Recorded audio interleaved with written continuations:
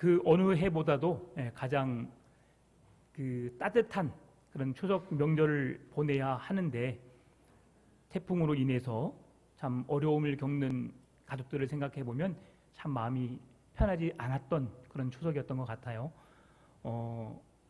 가장 마음을 아프게 했던 것이 그 소식이었어요. 어머니를 도우러 갔다가 중학교 2학년 된 15살 아이가 먼저 세상을 떠난 그 소식을 들었을 때에 그 아이가 그래도 예수님 믿는 아이였더라고요. 그의 그런 마지막 입관할 때 그 영상을 보여주니까 성도 누구라고 보여주더라고요. 그래서 그나마 하나님의 나라에 가서 위로가 됐지만 또 그렇지 않은 자들에게 아픔이 있었을 때 얼마나 어려웠을까라고 하는 생각을 해봅니다. 우리들은 추석 명절을 가족들과 함께 전혀 그들을 생각지도 못하고 우리에게 주어진 환경 속에서 행복하게 또 그런 시간들을 보냈지만 또 그들은 얼마나 마음 아파했을까를 생각해 봅니다. 우리 그리스도인들이라고 하면 이러한 그들의 아픔도 함께 나눌 수 있고 이해할 수 있는 그런 마음을 갖는 자가 진정한 그리스도인이 아닐까 생각합니다. 그럼에도 이렇게 온 가족이 한자리에 모여서 함께 은혜를 나눌 수 있고 또 그 사랑을 나눌 수 있음에 얼마나 감사한지 모르겠습니다.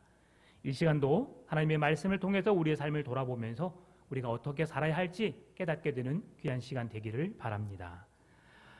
바울은 하나님의 사랑을 입은 에베소 교회 성도들에게 오늘 1절에서 하나님을 본받는 자가 되라라고 말씀합니다. 그리스도께서 행하신 것을 따라 행하는 자, 그리스도의 말씀대로 행하는 자, 그리스도를 본받는 자가 되라라고 말씀하시는데 우리 같이 1절을 읽어볼까요? 그러므로 사랑을 받는 자녀같이 너희는 하나님을 본받는 자가 되고. 아멘.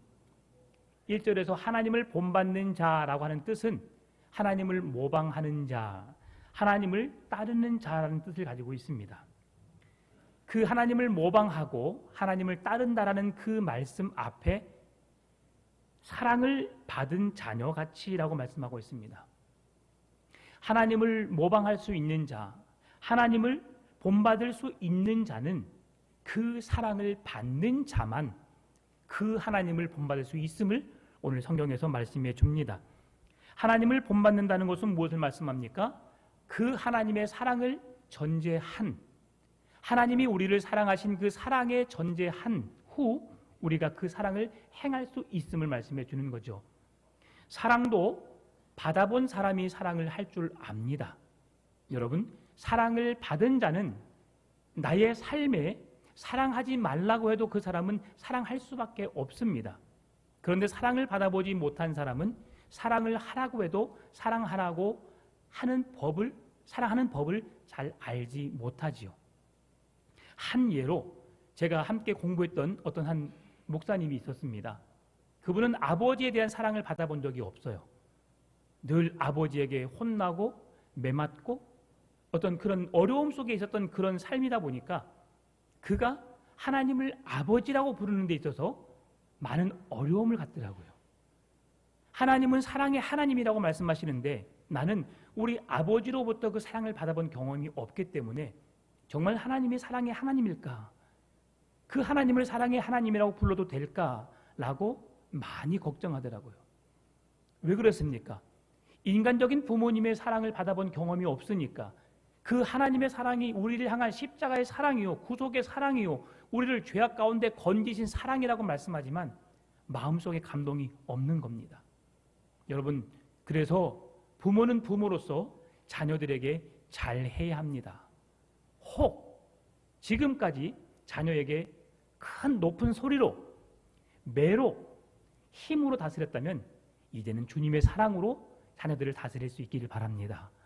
주의 말씀으로 권면하고 주의 사랑으로 그들을 품을 수 있는 그 사랑을 받는 자들이 하나님의 사랑은 이런 것이구나. 아버지의 사랑이, 부모님의 사랑이 이렇게 귀하듯 하나님의 사랑은 더 크고 놀라운 사랑이구나. 그의 독생하신 예수 그리스도까지 내어줄 수 있는 그 사랑이 바로 이런 것이었구나라는 것을 여러분 기억했으면 좋겠습니다. 명절에 살아계신 부모님이 계신 분들은 경험하셨을 것 같아요. 이제 이미 나이가 많으셔서 세상을 떠나시는 부모님도 계시지만 부모님들이 계신 분들은 어떻습니까? 부모님들 앞에 섰을 때 여러분은 어떤 마음을 가지셨어요? 아니면 내가 가장 연장자로서 부모의 입장에서 자녀들을 대할 때 여러분은 어떻게 대하셨습니까? 정말 내 모든 것을 다 해서 그들을 사랑해주고 싶고 섬기고 싶은 그런 명절 아니었습니까? 그러셨지요. 저도 이제 코로나로 인해서 저희 가족들이 다 참여하지 못하고 몇 명만 함께 가족과 함께 했는데요. 어머니 아버지의 사랑은 그러더라고요. 뭐든지 다 주고 싶으신, 내가 뭔가를 산 이유가 자녀들에게 먹이고 싶고 주고 싶어서 모든 걸 장만하시더라고요. 또 그래서 준비한 것을 가지고 왔습니다. 그러면서 보는 게 뭐냐면, 야, 많이 연로하셨구나. 우리 조카가 그런 말 하더라고요. 할머니 나이가 많이 드셨나 봐요. 작년에 비해서 차린 음식이 적다는 거죠. 그래서 그 아이는 늘 오면 푸짐한 상을, 다른 집에 비해 정말 저희 집은 엄청 푸짐하거든요. 그래서 그렇게 푸짐한 상을 받다가 올해는 조금 더 여러 가지 개수가 빠진 걸 보면서 그런 말을 할 때에 저는 마음이 아팠어요. 아, 어머니가 많이 나이가 드셨구나. 그렇죠. 그러면서 자식으로서 내가 부모에게 한 게 뭘까 생각해 봤어요. 부모의 사랑을 받을 줄만 알았지 그 받은 사랑을 전하는 데는 많이 내가 부족했구나. 작은 정성을 담아서 어머니에게 봉투를 내밀었어요. 그런데 내가 이걸 왜 받아? 너희들 가져가 써라. 얼마 되지 않지만 그래도 자식된 도리를 다하고자 놓고 왔습니다. 그런데 부모님은 또 가실 때 어떻게 해요? 우리 아들, 딸들에게 어떻게 해요? 또 그만큼 또 더 주셔요. 참 그게 부모님의 사랑인 것 같습니다. 죄송합니다. 저희 가정만 그런 것이 아니라 여러분의 모든 가정도 그렇다고 제가 전제하고 말씀을 드린 거거든요. 그러한 가정이 있으니까 너무 마음에 따뜻하고 훈훈하더라고요. 오늘 하나님의 사랑을 여러분에 말씀드리면서 부모님의 사랑을 이렇게 받은 자들은 그것이 하나님의 사랑이구나라는 것을 우리가 알게 하기 위한 말씀을 드린 것이니까 오해 없으시기 바랍니다. 우리가 하나님의 자녀 되었다, 하나님의 사랑을 받았다라고 하는 것은 우리의 소속만 하나님의 자녀라고 하는 것이 아닙니다. 우리가 하나님의 그 사랑을 받은 자로서 자녀된 신분의 그 자리에 있다고 하는 것을 말씀해 주는 거예요. 여러분, 내 이름만 그 가족에 속해 있고 그 부모의 사랑을 받지 못하고 그 가족으로서 함께 구성원을 누리지 못한다면 이보다 더 큰 아픔은 어디 있을까요?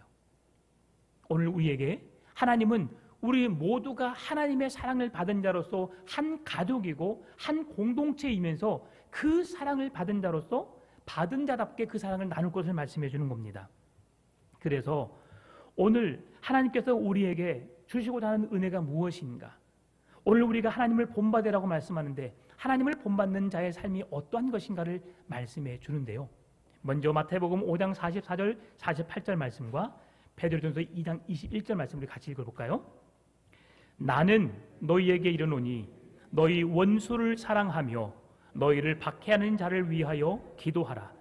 이같이 한즉 하늘에 계신 너희 아버지의 아들이 되리니 이는 하나님이 그 해를 악인과 선인에게 비추시며 비를 의로운 자와 불의한 자에게 내려주심이라. 너희가 너희를 사랑하는 자를 사랑하면 무슨 상이 있으리요? 세리도 이같이 아니하느냐? 또 너희가 너희 형제에게만 무난하면 남보다 더하는 것이 무엇이냐? 이방인들도 이같이 아니하느냐? 그러므로 하늘에 계신 너희 아버지의 온전하심과 같이 너희도 온전하라. 아멘. 베드로전서 2장 21절. 이를 위하여 너희가 부르심을 받았으니 그리스도도 너희를 위하여 고난을 받으사 너희에게 본을 끼쳐 그 자취를 따라오게 하려 하셨느니라. 아멘. 원수를 사랑하라 라고 말씀하신 여러분, 원수를 사랑하십니까? 제가 3주째 이 말씀을 전하고 있습니다. 원수를 사랑하라. 쉽지 않죠. 너희를 박해하는 자를 위하여 기도하라. 여러분 기도할 수 있습니까? 그럼에도 불구하고 예수님은 우리에게 그러한 본을 보여주셨습니다. 나를 미워하고 나를 저주하고 모욕하고 조롱하는, 채찍질하는, 뺨을 때리고 침을 뱉으면서 모욕하고 능욕하는 그들을 예수님은 품으셨습니다. 그리고 그들을 사랑해 주셨지요.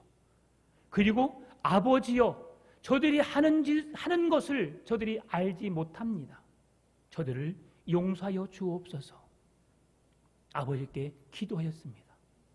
그들이 하나님이 누구신지, 지금 십자가에 못 박혀 죽으신 예수가 누구신지 알지 못하기 때문에 그들이 그 일을 행하고 있습니다. 그분이 누군 줄 알았더라면 그 일을 행하지 않았을 것이라고, 그들의 죄악을, 그들의 부족함을 주님 용서해 주시라고 예수님은 기도하였습니다. 여러분, 오늘 우리에게 이 일들을 행하라고 말씀합니다. 너희 원수를 사랑하고. 여러분, 우리의 원수가 누구입니까? 여러분에게 원수가 있습니까? 내가 보증 잘못 써서 그의 책임을 지겠다고 내가 책임을 져놓고 우리는 그 사람이 잘못되었으면 그것을 내가 또 하나 안기 때문에 그 사람을 원수처럼 여깁니다. 나에게 어떤 잘못이 없음에도 불구하고 뭔가 내가 뭔 말을 해서 어떤 행동을 함으로 인해서 그것이 다른 사람에게 어려움이 되고 피해가 되면 그것을 나를 핍박하고 공격한다고 말합니다. 그리고 우리는 그 사람을 동일하게 대하지요. 그러나 주님은 그 사람들 향하여서 기도하라고 말씀합니다. 내가 사랑할 수 있는 사람을 사랑한다는 것, 이건 매우 쉬운 겁니다. 제가 그래서 선교와 구제는, 우리 교회가 행하고 있는 장학의 제도는 우리 교회 안에서 멈춰서는 안 됩니다. 이제는 계속 밖으로 나가야 합니다.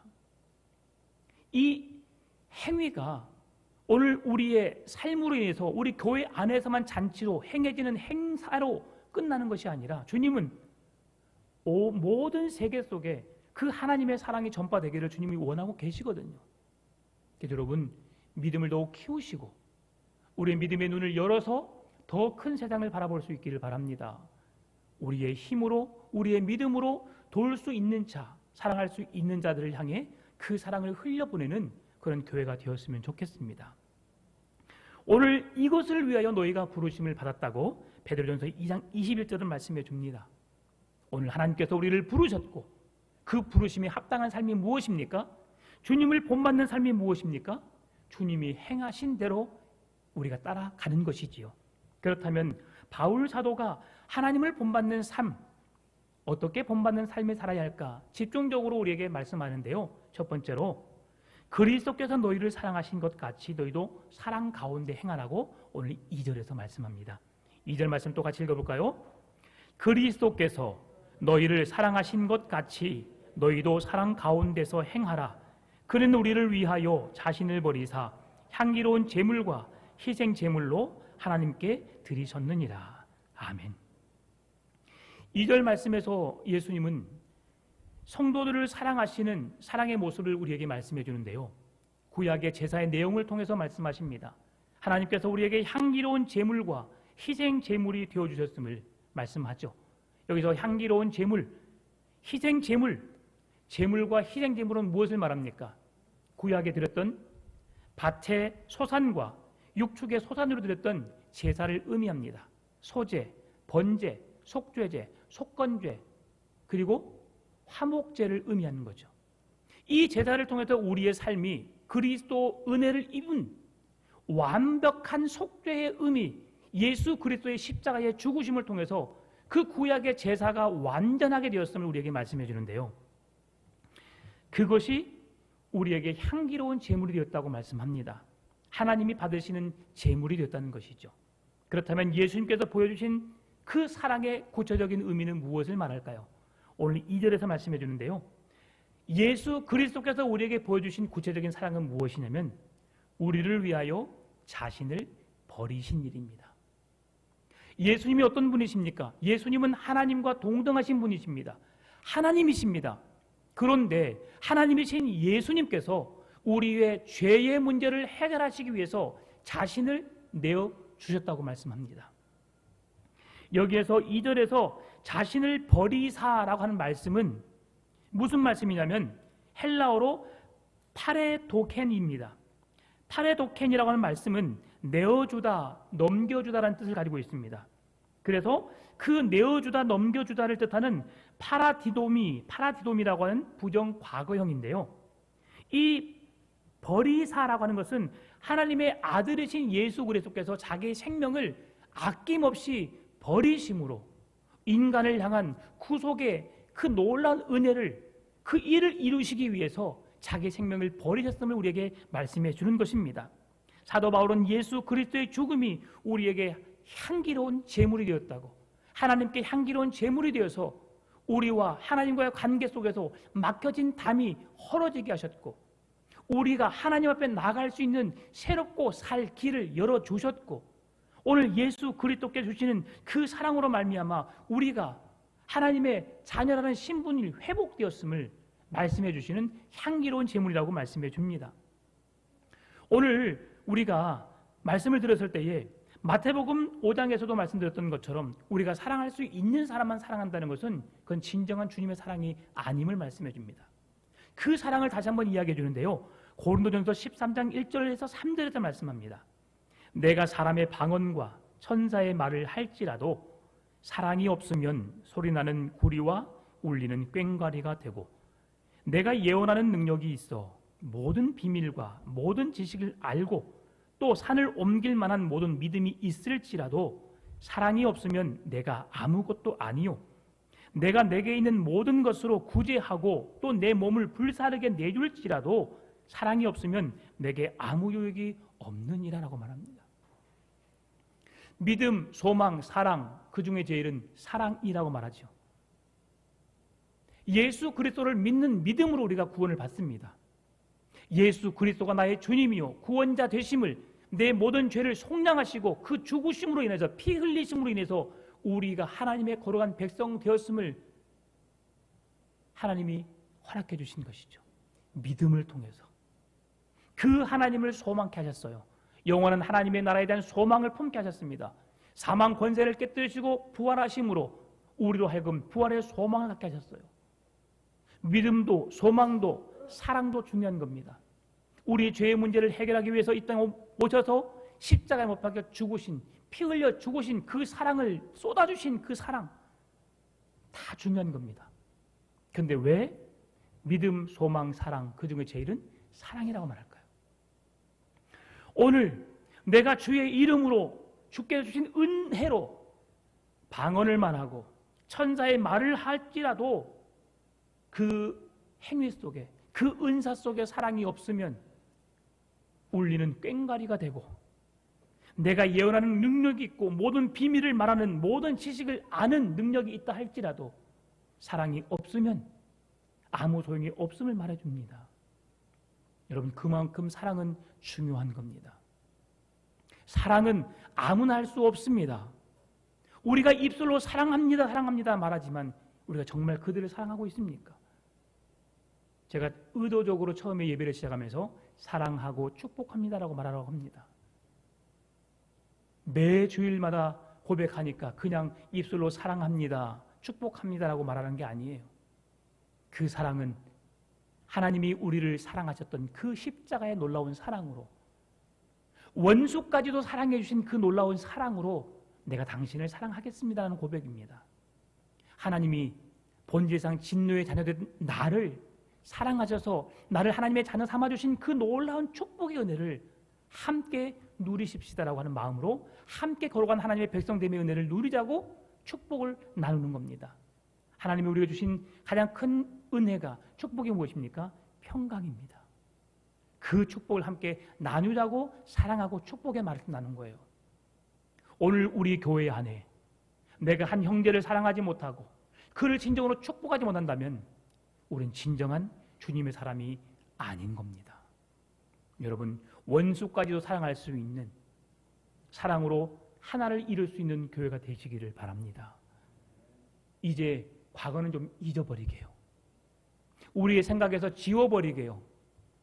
그리고 오늘 주님 앞에서 내 자신의 믿음을 돌아보면서 하나님이 내게 베푸신 그 구원의 은혜, 그 크고 놀라우신 사랑을 다시 한번 마음에 생기고 그 사랑으로 출발했으면 좋겠습니다. 우리 교회가 그래서 지역사회에 소문나야 되지 않겠습니까? 정말 좋은 교회입니다. 정말 주님을 사랑하는 교회입니다. 오늘 에베소 교회가 주님을 사랑한다고 소문난 교회입니다. 우리 풍암전원교회가 이 땅에 소망이 되는 교회가 되었으면 좋겠습니다. 예수 그리스도의 죽으심을 통해서만 우리를 본질상 진노에 당했던 우리를 건질 수 있습니다. 막힌 담을 허시고 새롭고 살 길을 열어주셨지요. 그것이 바로 하나님께서 우리에게 베푸신 사랑입니다. 오늘 그 사랑을 받는 자가 되라고, 오늘 그 사랑을 본받는 자가 되라고 우리에게 말씀해 주는 것이죠. 두 번째로 바울 사도가 하나님을 본받는 삶을 집중적으로 살라고 말씀하신 두 번째 이유는 음행과 더러운 것과 탐욕을 버리라고 말합니다. 3절 4절 말씀입니다. 음행과 온갖 더러운 것과 탐욕은 너희 중에서 그 이름조차도 부르지 말라. 이는 성도에게 마땅한 바니라. 누추함과 어리석은 말이나 희롱의 말이 마땅치 아니하니 오히려 감사하는 말을 하라. 하나님을 믿는 자녀된 우리들에게 성적인 타락 조심하라고 말합니다. 언어 생활에 유의할 것을 말씀해 줍니다. 음행과 더러운 것과 악한 행실, 탐욕을 벗어버리고 누추함과 어리석은 말, 희롱의 말을 하지 않는 삶. 왜 그렇게 말합니까? 우리의 말은 우리의 의식의 표현입니다. 그래서 우리의 말은 우리가 무심코 내뱉은 말 같지만 그 말은 언제나 다른 사람에게 영향을 미치게 되어 있습니다. 그냥 내가 느낀 대로, 내가 정확하게 알고 있는 것이 아니라 느낀 대로 말했다가 말하게 되면 그 말을 받는 사람들은 그 말이 진짜인 줄 알고 그것을 받습니다. 그러면서 그 말을 머릿속에 생각하게 되거든요. 아, 그런가 보다. 그런다니까? 그랬다니까? 정말 그랬어. 그러면서 우리를 잘못된 사실이 우리로 하여금 진짜인 것처럼 우리를 그렇게 만들어버립니다. 그 말이 만약 긍정의 말이라면 여러분 그 긍정의 말 또한 우리의 머릿속에 남겨져 있어서 항상 긍정의 말을 할 수밖에 없는 것이죠. 제가 제 자랑을 하지 않지만 지난주에 목사님들, 저희 동기 목사님들과의 만남을 가졌습니다. 제가 좀 늦게 갔어요. 늦게. 제가 들어서자마자 한 목사님이 그렇게 말씀하시더라고요. 야, 분위기가 반전되겠군. 우리 오 목사님만 오면 모든 것이 칭찬이고 모든 것이 감사고 모든 것이 긍정으로 바뀌어. 그러면서 저를 축복하더라고요. 아, 너무 고맙습니다. 제가 그런 사람이 못 되는데 저는 항상 다른 사람을 긍정적인 사고로 보려고 합니다. 그래서 저를 모르는 사람들은 야, 저 사람은 아부성이 짙구나라고 말해요. 그러나 저는 내가 본 대로만 말하려고 합니다. 부정의 모습보다도 긍정의 모습을 보려고 노력합니다. 그러다 보니 저도 모르게 그렇게 되었나 봐요. 그런데 집에서는 모르겠어요. 정말 어려운 게 집이더라고요. 집이에요. 내 아내 앞에, 자녀들 앞에서 그냥 있는 모습 그대로 보이는데 그들에게는 얼마나 내가 긍정적인 어떤 선한 모습을 끼쳤는지 모르겠지만 그러나 사실은 가정에서 더 선한 영향력을 끼쳐야 되겠죠. 더 본을 받고 존경받는 그런 남편, 아버지가 돼야 되겠죠. 근데 그런 말을 보면서 그렇게 하다 보니까 사람들의 분위기가 다 달라지는 거예요. 남을 뭐 비방하거나 험담하는 것이 아니라 괜찮아, 그럴 수 있지요. 잘할 수 있습니다. 잘 될 것입니다. 늘 긍정의 말, 좋은 말을 하다 보니까 분위기가 싹 바뀌더라고요. 바울은 오늘 그리스도인들의 생활 속에서 오늘 우리의 최선의 말이 무엇일까라고 했을 때 그것이 감사의 말이라고 말합니다. 하나님의 은혜로 구원받은 성도는 하나님의 백성답게 살아야 합니다. 성도들이 본받아야 할 대상은 누구입니까? 우리 아름다운 믿음의 선진들일 수 있지만 우리의 모범이 되는 분은 하나님과 예수 그리스도밖에 없습니다. 우리는 하나님을 본받아야 합니다. 예수 그리스도를 본받아야 합니다. 그래서 우리가 살아가야 할 이유가 무엇입니까? 예수님처럼입니다. 예수님처럼 말하고 예수님처럼 생각하고 예수님처럼 행동하는 살아있는 믿음의 사람이 되기 위해서 몸부림을 쳐야 되는 것이지요. 바울은 오늘 감사하다는 말을 헬라어로 유카리스티아라고 하는 말입니다. 그런데 이 유는 좋은이라는 뜻을 가지고 있고요. 카리스는 은혜에 해당하는 말의 합성어입니다. 그래서 감사한다라고 했을 때 유카리스티아 이것은 좋은 은혜라는 합성어를 가지고 있죠. 다시 말하면 감사한다라고 하는 것은 무엇을 전제로 하냐면 내가 받은 은혜, 좋은 은혜를 받은 자로서 받은 은혜를 생각하게 되니까 내 삶 속에 감사할 수밖에 없음을 고백하는 거예요. 그래서 우리가 감사합니다라고 했을 때에 내가 받은 은혜가 있으니까 하나님께 받은 그 사랑이 있으니까 그 사랑을 내가 받은 자로서 은혜를 누린 자로서 값없이 주신 그 사랑을 받은 자로서 내가 감사함으로 고백할 수 있고 감사함으로 나눌 수 있고 감사함으로 전할 수 있다는 것을 말씀해 주는 것입니다. 그래서 예수 그리스도 안에서 이미 받은 은혜에 감사함으로 고백하며 감사함으로 살라고 오늘 바울은 말하는 거죠. 우리의 입술에서 온갖 더러운 것과 탐욕, 그의 이름조차도 부르지 말라고 말합니다. 그리고 누추함과 어리석은 말이나 희롱의 말이 아닌 감사의 말을 하라고 오늘 성경은 말씀해 줍니다. 골로새서 2장 6절 7절 말씀 보니까 그러므로 너희가 그리스도 예수를 주로 받았으니 그 안에서 행하되 그 안에 뿌리를 박으며 세움을 받아 교훈을 받은 대로 믿음에 굳게 서서 감사함을 넘치게 하라라고 말합니다. 믿음에 굳게 서서 감사함을 넘치게 하라.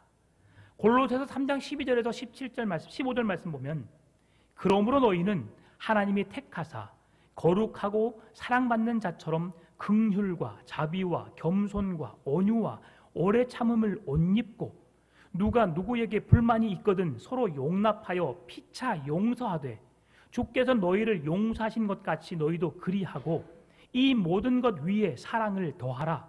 이는 온전하게 매는 띠니라. 그리스도의 평강이 너희 마음을 주장하게 하라. 너희는 평강을 위하여 한 몸으로 부르심을 받았으니 너희는 또한 감사하는 자가 되라. 여러분, 우리가 주께 받은 그 사랑을 받은 자로서 처음에는 그 주의 사랑을 받은 자로서의 삶, 그래서 우리가 그리스도를 본받는 자가 되기를 원하였고, 두 번째로는 우리의 모든 행위와 우리의 삶과 말 속에 감사가 넘치는 삶을 살라라고 말씀하는 거죠. 그렇게 살지 않는 자, 5절에서 말씀합니다.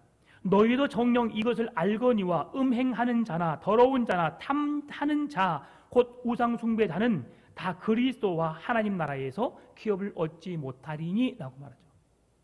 사도 바울은 오늘 인간의 탐욕을 우상 숭배와 동일선상에 두고 있습니다. 사람이 이생의 정욕, 안목의 정욕, 우리가 세상에 보여지는 탐욕을 따라 살아가게 되면 우리는 하나님의 나라를 기업으로 얻을 수 없습니다. 그것이 우리의 현 주소입니다. 믿음으로 살려고 몸부림치고 또 몸부림치지만 사단은 쉼없이 우는 사자와 같이 돌아다니며 삼킬 자를 찾습니다. 오늘도 기도하는 자리에 서기를 원하고 믿음으로 견고히 서서 하나님 앞에 부끄럽지 않는 믿음으로 서기를 원하지만 사단은 우리를 가만히 내버려두지 않습니다. 믿음으로 살려고 몸부림치고 또 몸부림치고 노력함에도 불구하고 사단은 우리를 공격하는데 우리가 세상에 보여지는 것에 마음을 뺏겨버려서 그것을 향해 추구해 나가게 되면 여러분, 우리의 믿음을 지키기란 결코 쉽지 않음을 말씀해 줍니다. 여러분에게 열심히 살란 말이 아닙니다. 살지 말란 말이 아닙니다. 열심히 살아가야 됩니다. 내게 주어진 시간, 하루에 주어진 시간, 아침부터 저녁까지 일할 수 있는 그 시간에 여러분 최선을 다해야 합니다. 열심히 노력해야 합니다. 저녁에 잠이 잘 안 오신 분 계십니까? 그 사람은 하루를 보람되게 살지 못한 사람입니다. 저는 11시, 12시 사이에 자거든요. 잠이 잘 올까요, 안 올까요? 네, 잘 옵니다. 네. 그리고 새벽 4시 되면 깨요. 이제 습관이 돼서 언제든지 4시만 되면 깨더라고요. 12시 잤든 2시 잤든 4시가 되면 깨요. 습관이 되니까. 우리에게 있어서 거룩한 습관을 쫓아야 합니다. 주님을 닮을 수 있는 최선의 것이 무엇인가를 우리가 행해야 합니다. 그럴 때에 우리의 마음을 뺏기지 않거든요. 조금만 우리가 세상에 관심을 두게 되면, 마음을 두게 되면 그리스도께로 향하는 그 시간을 우리가 뺏기게 됩니다. 그래서 주님은, 바울은 우상 숭배 절제할 수 있는 마음, 탐욕을 버리라고, 우상 숭배하지 말 것을 말씀해 주는 것이죠. 이런 자들 하나님의 나라를 기업으로 받을 수 없다고. 그래서 탐욕을 버리고 우상 숭배를 버리고 주께로 돌이킬 것을 말씀해 주는 것입니다. 오늘 음행과 더러운 것, 탐욕을 버리고 하나님 나라를 사모하는 믿음의 삶을 살아가시기를 바랍니다. 마태복음 6장 33절 말씀 보니까 그런즉 너희는 먼저 그의 나라와 그의 의를 구하라. 그리하면 이 모든 것을 너희에게 더하시리라라고 말합니다. 무엇을 먹을까, 무엇을 마실까 걱정하지 말아라. 너희들은 하나님의 나라와 그의 의를 먼저 구하라. 그리하면 이 모든 걸 너희에게 주시겠다 말씀하십니다. 잘 살고 싶으십니까? 세상의 부와 권력을 누리며 살고 싶으십니까? 하나님의 나라를 사모하시기 바랍니다. 하나님을 예배하고 주의 거룩한 백성으로 든든히 서 가시기를 바랍니다. 우리에게 필요한 것을 덤으로 채워주시겠다고 주님 분명히 말씀하십니다. 주님은 신실하신 분이십니다. 그의 약속을 변개치 않으십니다. 약속을 분명히 이루시는 분이십니다. 여러분, 말라기 3장 10절이 11조에 대한 말씀으로 우리에게 주시는 바 은혜를 채워주시겠다 말씀하시지만, 하나님이 여러분에게 11조를 받기 위해서 11조를 하라는 게 아닙니다. 하나님의 거룩한 백성됨에 그 삶의 자리로 돌아갈 것을 말씀해 주신 거거든요. 그러면 처음에 말씀드렸던 것처럼 우리의 부모님이 맛있는 것을 함께 자식에게 나눠 먹고 함께 더 주고 싶은 것이 부모의 마음이듯이 하나님의 그런 사랑을 우리에게 부어주시길 원하시거든요. 감사함으로 살 때에, 주의 나라와 주의 의를 구하며 살 때에 하나님은 우리의 필요한 모든 것을 채우시는 줄 믿습니다. 그 은혜를 경험하며 사시기를 바랍니다. 마지막 세 번째로 바울 사도가 하나님을 본받을 삶을 집중적으로 살라고 말씀하시는 것은 뭐냐면 헛된 말로 속이지 못하게 하라고 말씀합니다. 오늘 본문의 6절 7절인데요. 누구든지 헛된 말로 너희를 속이지 못하게 하라. 이로 말미암아 하나님의 진노가 불순종의 아들들에게 임하나니 그러므로 그들과 함께 하는 자가 되지 말라라고 말합니다. 바울은 하나님의 진노가 임하게 되는 불순종의 아들들의 헛된 말에, 그들의 행위에 참여하지 말라고 말합니다. 세상에 헛된 말이 얼마나 많습니까? 철학적인 헛된 말은 사람들의 정신을 혼미하게 합니다. 정치적으로 헛된 말은 나라를 피폐하게 만듭니다. 경제적으로 헛된 말은 파산에 이르게 합니다. 학문적으로 헛된 말은 지식을 퇴보시킵니다. 종교적으로 헛된 말은 이단을 낳습니다. 그런데 문제가 무엇입니까? 이렇게 헛된 말을 하는 자들이 많다는 것이죠. 그래서 문제인 것입니다. 누구나 이 속임수에 넘어갈 수밖에 없습니다. 깨어있지 않으면, 분별의 영을 갖지 않으면 우리는 이 속임수에 넘어갈 수밖에 없습니다.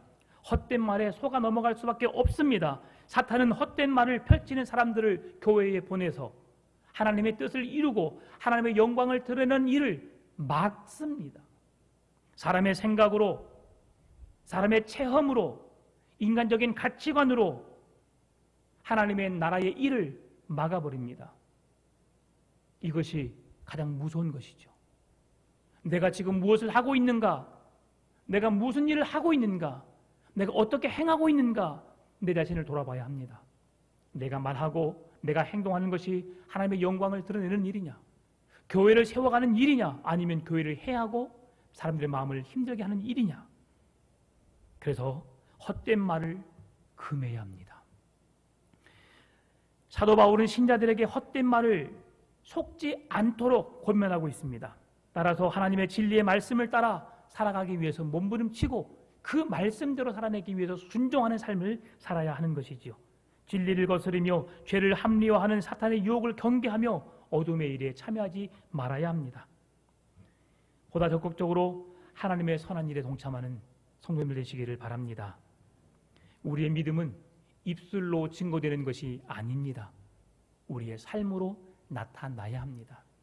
믿음이 있노라 있노라 주여 주여 하는 자마다 하나님의 나라에 들어갈 것이 아니요, 믿음이 있는 자라야 천국에 들어갈 수 있다고 성경은 말씀합니다. 믿음은 무엇입니까? 우리의 삶으로 나타나는 행위입니다. 입술의 고백을 통해서 끝나는 것이 아니라 우리의 삶으로 그 믿음을 증명해내야 하는 것이죠. 내가 주님을 사랑합니다라고 했으면 주님을 위해서 헌신하고 봉사하고 섬겨야 하는 것입니다. 주님의 그 십자가의 길을 따르겠습니다라고 한다면 주님 때문에 찾아오는 모든 고통과 모든 어려움들을, 환난들을 이겨내야 하는 것이죠. 시편 1편 5절에서는 그러므로 악인들은 심판을 견디지 못하며 죄인들이 의인들의 모임에 들지 못하리라라고 말합니다.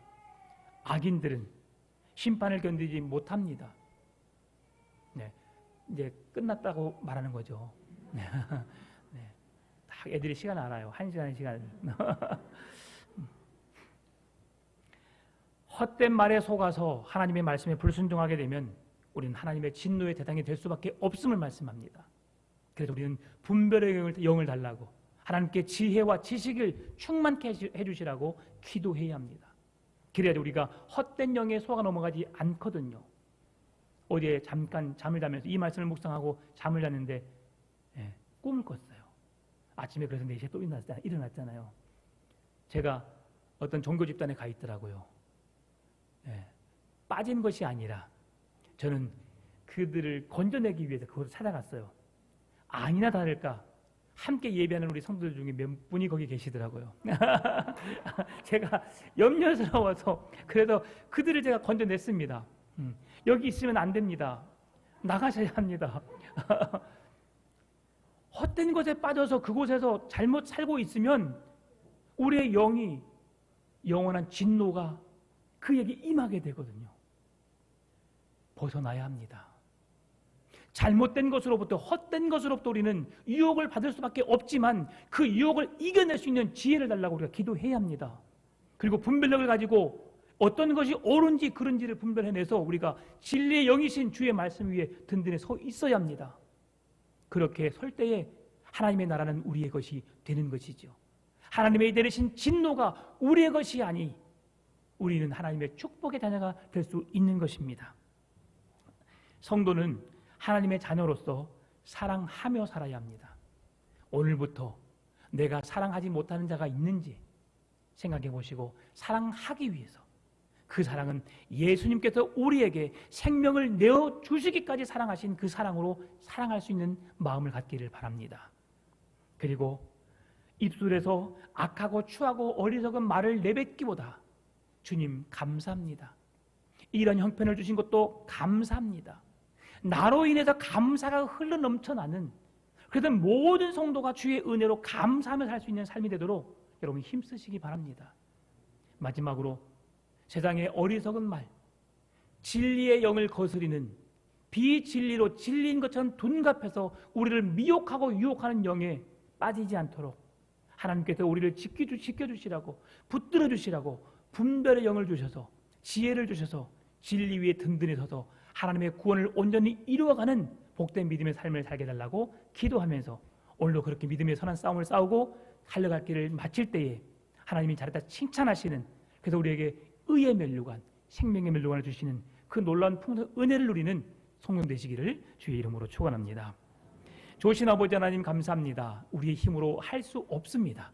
우리에게 믿음을 주옵시고 사랑할 수 있는 마음을 주옵시고 감사할 수 있는 마음을 주시고 분별의 영을 주셔서 진노의 자녀가 아닌 하나님의 축복의 자녀로 주님 오시는 그날까지 믿음의 길을 걸어가 승리의 가정을 만들어갈 수 있도록, 승리하는 믿음으로 주님의 나라에 들어갈 수 있도록 하나님 함께하여 주옵소서. 감사합니다. 살아계신 예수님의 이름으로 기도드립니다. 아멘.